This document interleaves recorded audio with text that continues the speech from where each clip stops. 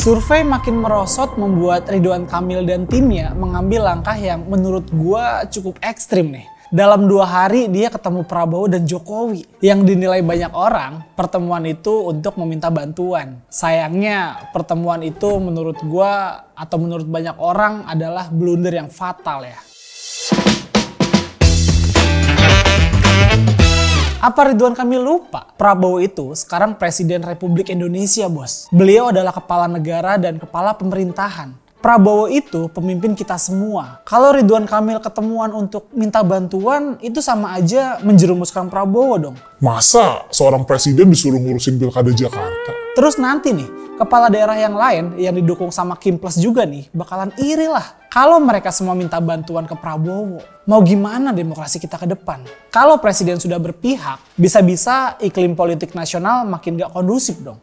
Ini udah terbukti di Pilpres kemarin kan. Kalau itu terjadi, kasihan Pak Prabowo bos. Jadi makin repot urusannya. Apalagi saat ini, Presiden Prabowo harus fokus beresin masalah-masalah negara. Masalah ekonomi, masalah PHK, masalah kemiskinan, dan masih banyak lagi. Masa Ridwan Kamil tega nyusahin presiden cuma buat kepentingan dia pribadi? Ada yang bilang nih, kalau Ridwan Kamil ketemu Prabowo itu dalam kapasitasnya sebagai Ketua Umum Partai Gerindra. Ini makin kacau lagi. Kalau urusan Pilkada Jakarta, Partai Gerindra kan punya strukturnya. Ada DPD Gerindra Jakarta. Dan lu pasti tau lah, Ketua Tim Ses Ridwan Kamil itu Ahmad Riza Patria yang merupakan petinggi Gerindra. Kalau semua calon dari Gerindra minta ketemu juga sama Pak Prabowo, gimana? Gak mikir nih dampaknya ya Kang.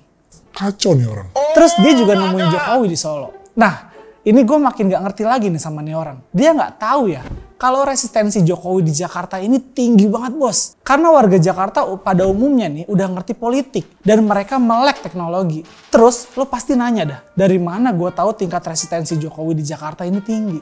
Ya, gue lihat dari hasil Pilpres kemarin. Kalau digabungin suara Ganjar sama Anies di Jakarta itu jumlahnya lebih dari 50%. Dan udah bukan rahasia lagi. Kalau pendukung Ganjar sama Anies itu punya resistensi kepada Jokowi. Makanya, gue nggak ngerti lah.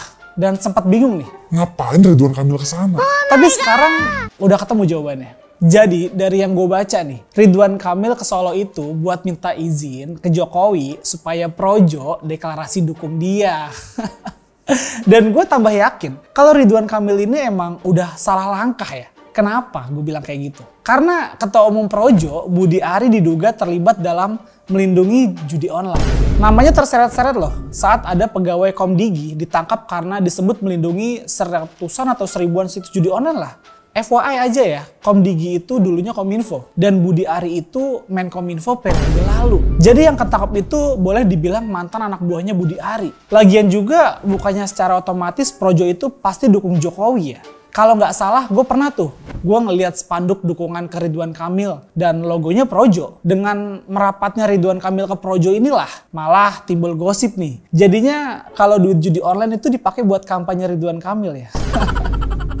Sejujurnya gue juga sedikit agak mengerti ya kenapa Ridwan Kamil ini mengambil langkah gegabah seperti ini. Gue ngeliat doi lagi panik aja melihat elektabilitasnya makin ancur-ancuran. Yang terakhir dari survei Litbang Kompas itu suara Ridwan Kamil Suswono itu udah anjlok di sekitar 34,6%. Tertinggal dari Mas Pram dan Bang Dul yang udah mencapai 38,3%. Sampel survei ini diambil pada tanggal 20-25 Oktober 2024. Ini berarti survei diambil sebelum blunder fatal Suswono soal Nabi Muhammad. Yang disamakan dengan pengangguran. Setelah blunder Suswono itu, gue yakin banget kalau suara Ridwan Kamil Suswono akan semakin anjlok. Survei Politracking yang pernah bilang suara Ridwan Kamil Suswono itu mencapai 51%. Juga bisa dibilang survei abal-abal ya. Karena tidak bisa dibuktikan secara ilmiah. Lembaga survei Politracking sudah diberi sanksi oleh Persepi. Dan mereka juga kelihatannya ngambek dan langsung menyatakan keluar dari Persepi. Jadi buat gue Ridwan Kamil ini lagi mentok kemana-mana. Plus ditambah lagi dukungan yang setengah hati dari para partai yang ada di Kim Plus. Kecuali PKS ya. Nah yang kayak gini-gini nih yang bikin cagup yang satu ini makin mati kutu. Dan seperti yang sudah diprediksi banyak orang, survei nggak meledak. Bansos bertindak. Jadi udah beredar tuh foto-foto bansos yang sepertinya udah diedarkan oleh pendukung Ridwan Kamil kepada masyarakat. Gue juga udah nggak ngerti lagi nih sama Bawaslu Jakarta. Apakah bansos itu sudah diperbolehkan untuk dibagikan secara cuma-cuma kepada masyarakat? Kalau udah boleh, ya udah legalkan aja sekalian. Jadi timnya Darmakun, timnya Mas Pram juga bisa melakukan hal yang sama dong. Dan nggak dianggap melanggar aturan. Kalau emang masih nggak boleh, ya ditindak dong. Nggak fair lah kalau ada yang bagiin bansos terus cuma didiemin aja. Untungnya sih masyarakat Jakarta udah mulai cerdas-cerdas ya. Mereka butuh kok duit, beras, minyak goreng, dan lain-lain. Tapi nggak mau juga sampai menggadaikan suara demi bansos. Salah seorang pendukung Mas Pram Bangdul ini yang gue temuin bilang, kalau ada yang ngasih bansos ya tetap ambil aja bansosnya. Dan coblosnya tetap nomor 3. Jadi buat tim Ridwan Kamil nih, gue cuma mau ingetin aja. Seandainya mau mainin bansos atau serangan fajar di Jakarta, mending dipikir ulang deh. Apalagi itu memberi pendidikan politik yang nggak baik untuk warga Jakarta. Duit kalian juga akan habis nantinya secara percuma. Itu sama aja menggarami lautan. Carilah cara lain bos. Cara yang lebih kreatif gitu. Cara yang lebih mendidik lah. Yuk kita tanding secara fair dan terhormat. Oke, sekian dulu dari gua. Sorry to say kalau ada omongan gue yang gak berkenan di hati kalian. Perbedaan jangan bikin kita untuk berhenti berteman. Gue Iwan Chan. Bye.